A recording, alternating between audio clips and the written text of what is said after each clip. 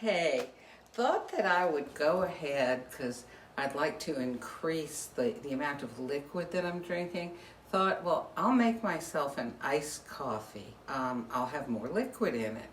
And I'm hoping this is not cutting in and out. My internet, well, I live in an apartment complex. So every time somebody moves in or out, the internet company, well, it happens to be MediaCom in this area, they will come and start fooling with the connections in the back of the apartment building. Well, here we go, trying to reconnect. Every time they do that, things either work better for a while or they work worse, or sometimes not at all. And then also when it rains, usually I start having problems. So I'm going to try to do this, and if I see it saying trying to reconnect, I will repeat myself, okay? So, first of all, trying to reconnect. Okay, first, I'm going to brew this coffee. I'm going to make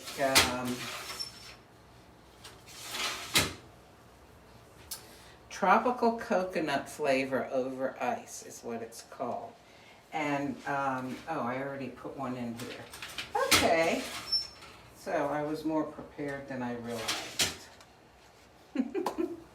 So I'm going to get my hyperchiller. My hyperchiller lives in my freezer, always ready to go. So what you do is you brew your coffee into the hyperchiller, and I'll tilt it a little bit to make sure it goes in. Lowers the temperature of the coffee 130 degrees in like, I don't know, a minute or 30 seconds or something like that.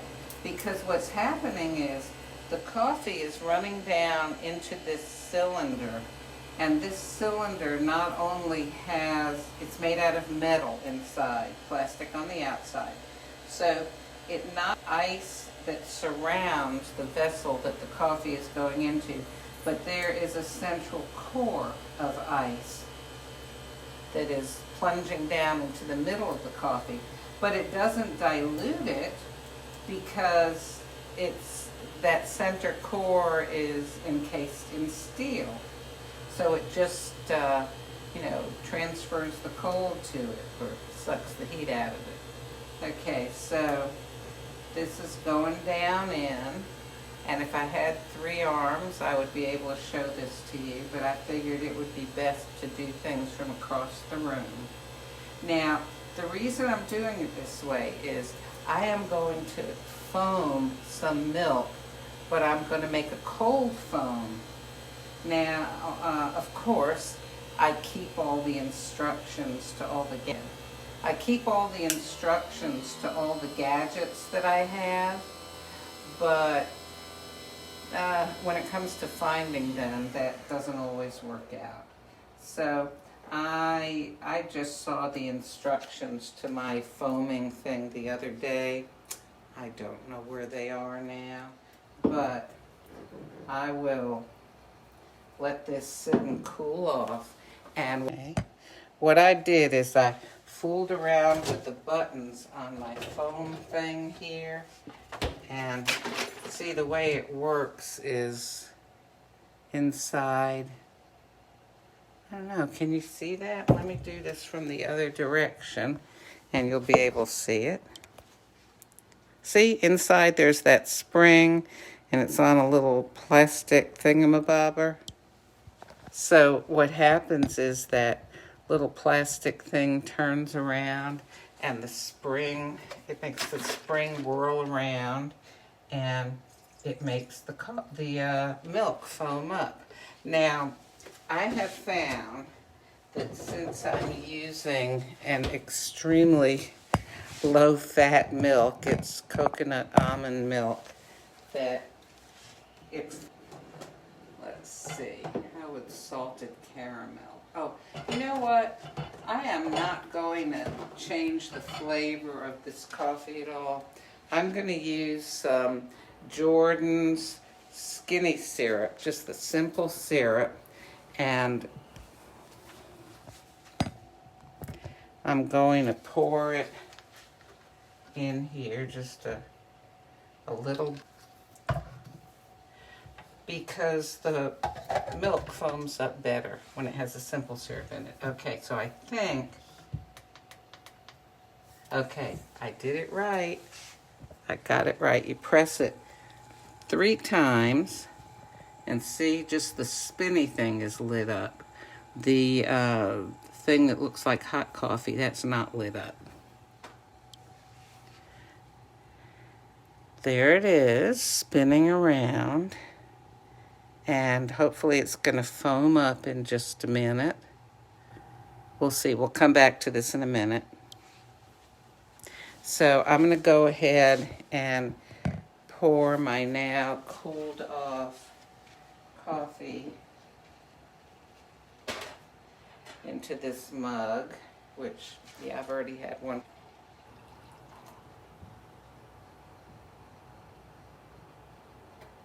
And the way you clean the hyperchiller is you just run water through it. Since it just has coffee in it, there's no milk or anything else added, no sweetener or anything. There we go. So, and whoa, don't want to drop this in the sink. Okay. Oh, this is, all right. So it's blinking at me, so it means it's done. And look at that. It's foamed up.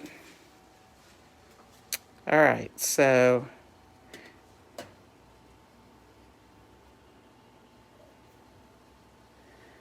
oh.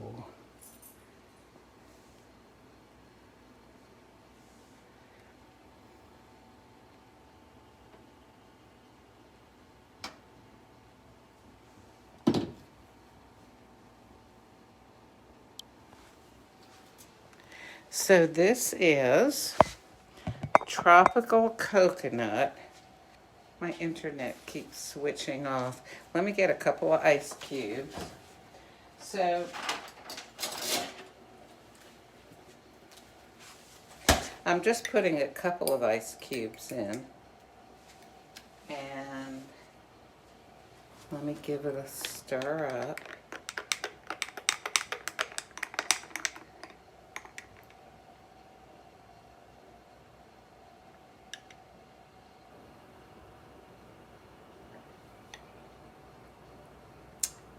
Oh, that's very nice.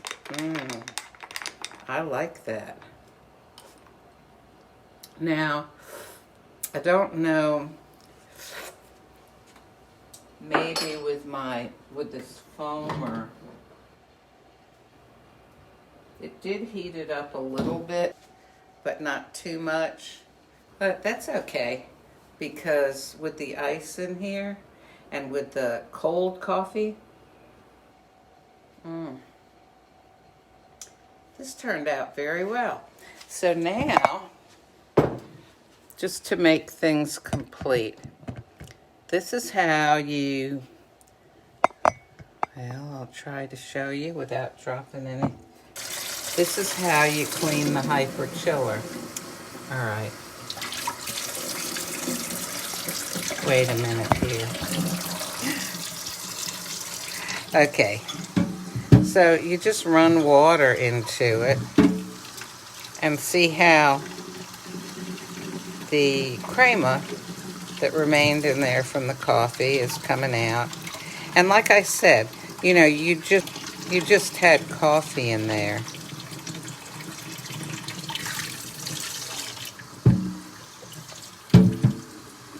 This thing is pretty heavy because it's got all this ice inside.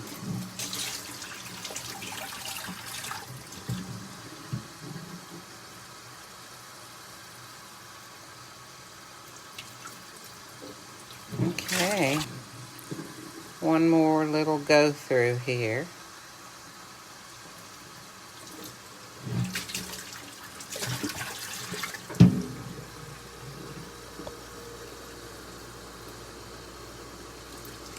Okay, and you know what? Oops, sorry. Let me turn that around.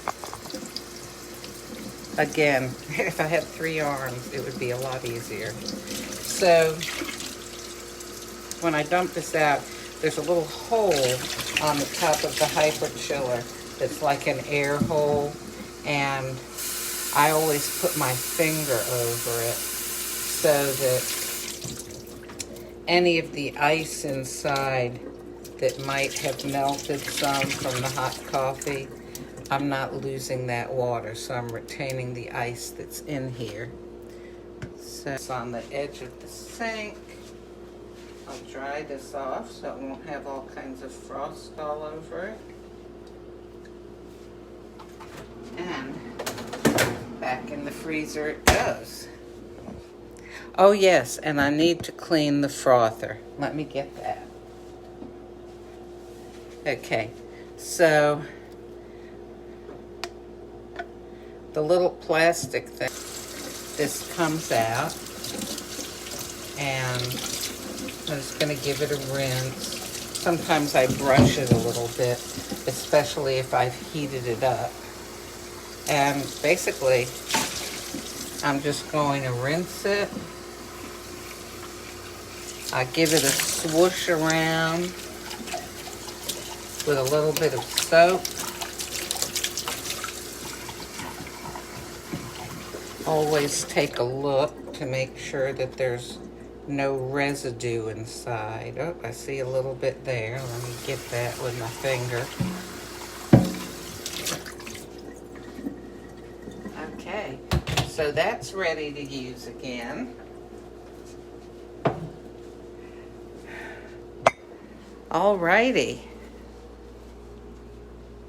My internet keeps trying to reconnect here. Here's to a lovely day, y'all.